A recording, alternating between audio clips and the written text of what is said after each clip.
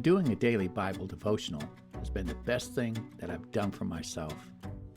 My time in the Old Testament only proves to me again and again and again that the heart of man is deceitfully wicked above all things.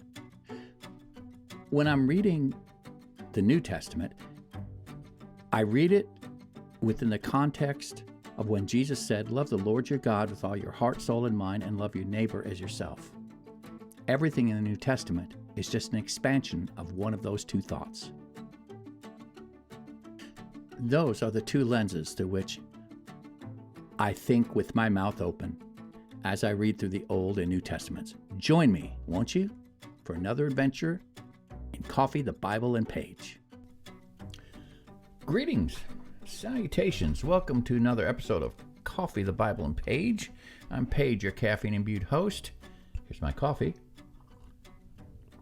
And they all said in chorus, in unison, in the beginning, coffee. Lo, it was very good. All right, we're going to continue our jaunt with David. David has finally convinced Jonathan that Saul wants to kill him.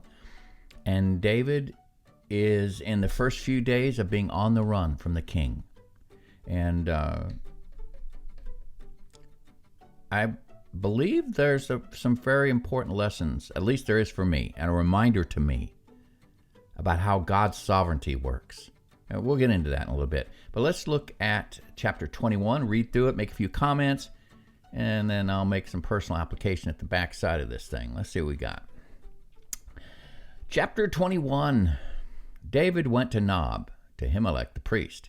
Now, Ahimelech, he occupies the position of high priest that was once held by his great-grandfather Eli.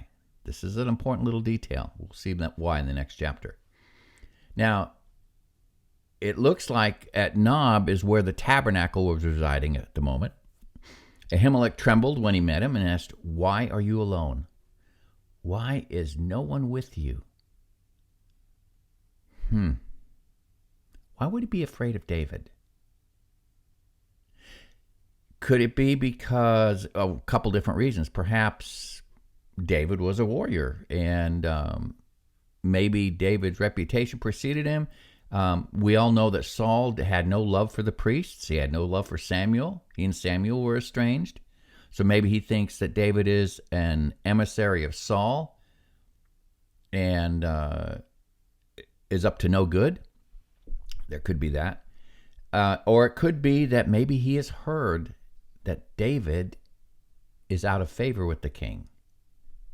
And this could mean problem for Ahimelech as well.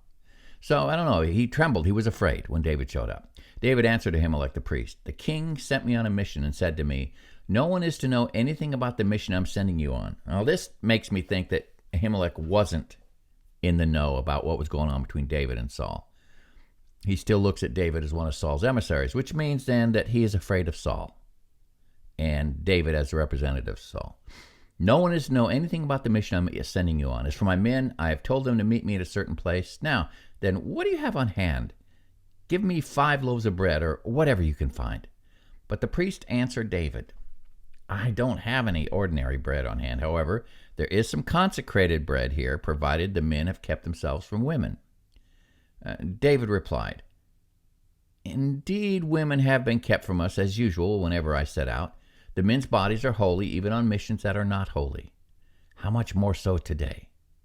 So the priest gave him the consecrated bread, since there was no bread there except the bread of the presence that had been removed from before the Lord and replaced by hot bread on the day it was taken away. Now, one of the things that happens in the tabernacle, in the holy place, is that they place out bread on the Sabbath. And then on the following Sabbath, they take the old bread off, and the priests share that among themselves, and then they put the new bread out. Well, that's the bread that was given to David. Now, David wasn't a priest. Why would the priest be free to give out consecrated bread to someone who isn't a priest? Well, we find out later in Scripture that sometimes the need of the moment is much more important than ceremonial needs. So David wasn't breaking any law. He wasn't breaking any rules. by taking these breads. It's totally at the discretion of the priest. If there was a need and the bread can meet the need of that, it could meet that need, then the priest was within his authority and right to meet that need with that bread. That's what he did with David. He gave David the bread. Now, one of Saul's servants was there that day, detained before the Lord. I don't know what that means, detained before the Lord. He was there maybe doing a sacrifice, waiting to be, maybe he was unclean. He was waiting to go through ritual cleansing to get ready for something. I don't know. But anyway, one of Saul's servants was there. He was Doeg, the Edomite. It's called Saul's chief shepherd. Now, the presence of Doeg at these transactions arouses apprehensions in the reader as it did in David. Now, David is a little bit suspicious of Doeg, and we find out in chapter 22 why. But these apprehensions prove well-founded as the narrative progresses. So Doeg is around while the priest and David are speaking to each other. This is important. David asks Ahimelech, "Don't you have a spear or a sword here?" "I haven't brought my sword or any other weapon because the king's mission was urgent." David is lying through his teeth. Talk about that in a second, too. The priest replied, "The sword of Goliath the Philistine, whom you killed in the valley of Elah, is here. It is wrapped in a cloth behind the ephod. If you want it, take it. There is no sword here but that one." David said, "There's none like it. Give it to me." So that day David fled from Saul and went to Achish, king of Gath. Does that sound familiar, Gath? That's where Goliath is from. But the servants of Achish said to him, "Isn't this David, the king of the land? Isn't he the one they sing about in their dances? Saul has slain his thousands and David his tens of thousands." You see, even outside of Israel, David's royal destiny seems to be recognized. His reputation certainly was. He was Israel's chief warrior. And now he's at a Philistine encampment. In fact, the encampment of the man that he killed in that battle when he fought Goliath. So David took these words to heart and was very much afraid of Achish, king of Gath. It's like David, I don't know why David went there, except that he was making the best decisions he could at the time. He needed to get away from Saul before Saul killed him. He saw Saul's servant at Nob, where he was talking with the priest, and he kicks on out of there, and he goes to a Philistine encampment, a Philistine village. I don't know if he went there bringing Goliath's sword, perhaps maybe he thought, if I present this sword back to his family, I can have a safe place to figure things out. I don't know, but he shows up there, and he's quickly identified as the champion of Israel. And then he was afraid. And very well, he should be. His only solution that he could come up with at the point was to pretend to be insane. In fact, that's what it says here. So he pretended to be insane in their presence. While he was in their hands, he acted like a madman, making marks on the doors of the gate and letting saliva run down his beard. Achish said to his servants, "Look at this man. He's insane. Why bring him to me? Am I so short of madmen that you have to bring this fella here to carry on like this in front of me? Must this man come into my house?" And that's where the narrative ends for this chapter. So here's the deal. David is on the run from Saul. It's his, this is the beginning stages of it. He runs to Nob, where the tabernacle is, asks for food. While he's there, a member of Saul's team, if you will, his chief shepherd, Doeg, was there, who obviously was listening to this, and David asked for and received bread from the priest, asked for a sword, and apparently Goliath's sword was stored at the tabernacle after David had fought Goliath. And he got Goliath's sword. Maybe that gave him the idea, I'll go to Goliath's family, his town, to bring the sword back. Maybe that was his thought. But he gets there and he realizes, I've got no place here. This is a bad place to be, and they're going to kill me. And so he becomes a madman in order to escape being killed by the people in the village, in the town of Gath. But that brings me to my thought of the day, if you will. Remember, whenever I do these devotions, I always ask one or two questions. What do I learn about God? And is there anything to learn about me or to apply to me? And here's what I get from this. Years ago, I had a pastor that I dearly loved. His name was Ed Leon. He's gone on to be with the Lord now. And he used to tell me, when you don't know what to do something. Now, my understanding of God's sovereignty is this. God is in complete control of every aspect of my life, all the circumstances of my life. In fact, one of his names, El Roi, the God who sees. It's the God who sees Paige where Paige is, the God who sees all of Paige's circumstances. One of my names for him, and he's the God of all my circumstances. But that doesn't mean I know what God's doing. That doesn't mean I know what to do. That doesn't mean I know how to respond or react to what's going on around me. I just know that the most dangerous thing is to be frozen into inactivity by fear. That's why this preacher would tell me, when you don't know what to do something. He said, God is sovereign, Paige. He'll open doors, he'll close doors. But he said, it's hard to steer a car that's parked. Get moving. Do something. Well, that's what David's doing here. He's doing something. Dave, what do you do? The life that you envisioned, the life that you knew was yours, has just exploded. And it's no longer. He was anointed king of Israel by Israel's last judge and one of its greatest prophets, Samuel. And then he kills the giant, Goliath. He finds favor with the king because he plays a harp. And as the king is starting to lose his mind, the harp soothes his mind. So now he has a place in the king's court. And then when he comes of age, he joins the army, becomes an incredibly successful general. And then he marries the king's daughter. He's best friend with the king's son. Could life get any better for this guy called David? And then it's ripped out from under him. The king, whose daughter he married, wants to kill him. His best friend can no longer be around him. He has to leave the luxury of living, of palace living, and has to flee into the wilderness.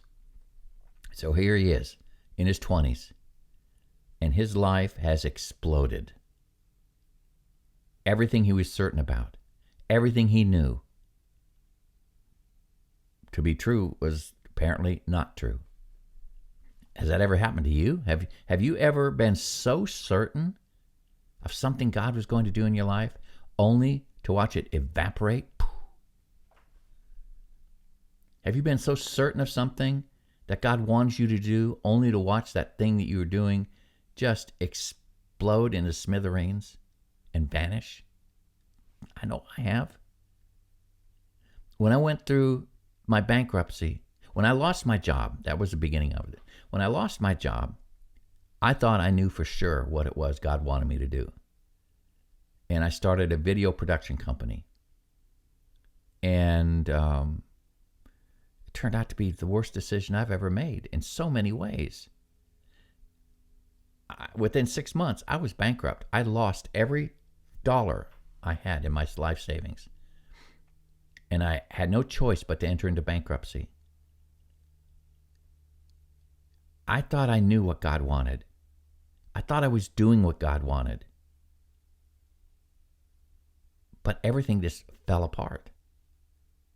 And out of all that experience, of course, I learned a great deal from God. But out of that experience came a new direction for my life to teach private music lessons. You can actually make a living doing private music lessons. I didn't think you could, but it ended up being exactly that. My wife and I are now both private music teachers, and we love it and we're making a good living. But all that came out of the ashes that were the result of my making decisions that I thought were right. And here's the deal. God is sovereign. He's in charge of all circumstances. And if you really believe that, then you won't allow yourself to be frozen into inactivity through fear. When you don't know what to do something. God will steer you this way or that way. He's a God who sees. He's a God who knows. I can only imagine the fear and the terror that David was feeling at this point in his life. Everything he thought he knew was gone. Every certainty that he thought he understood was gone. Every thought he had about how his life was going to be was gone.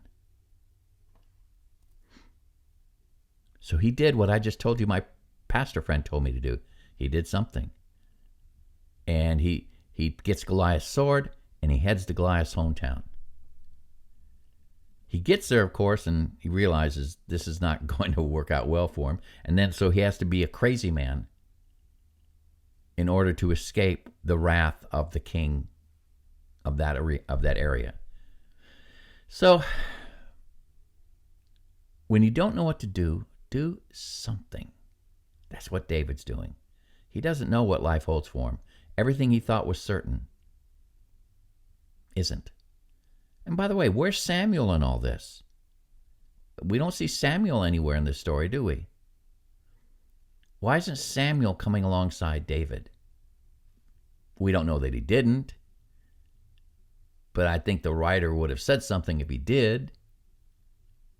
So even the man who anointed him to be king of Israel is out of the picture. For all intents and purposes, David's alone.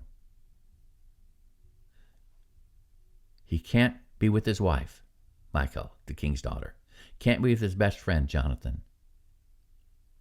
He has to go into the heart of the enemy that he had been fighting for several years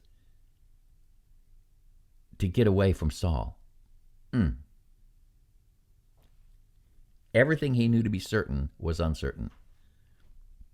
That's where David finds himself. And what happens when that happens to you? I can only reiterate what my pastor friend told me. When you don't know what to do something and trust that God will guide you this way or that. When I lost my job, I did something. I created a video production company. Now, I was so certain it was going to be the salvation of my family, and it wasn't. It actually proved to be almost the complete destruction, financial destruction of my family. But I did something, and God steered the Garwood ship to take me to a place where I would finally realize the prophetic word that God spoke into my heart on the day I got saved. And he said, I have a ministry for you. And that's where I'm at right now. So you're seeing David doing something. I don't think he knows what he's supposed to do. All he knows is he's got to get away from Saul before Saul kills him. So there you have it. Today's lesson in a nutshell. We're going to continue a story tomorrow. It's going to be kind of exciting, actually.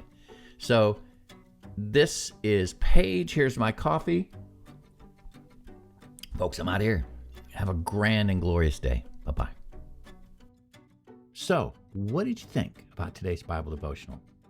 Email me and let me know your thoughts at ffog@me.com.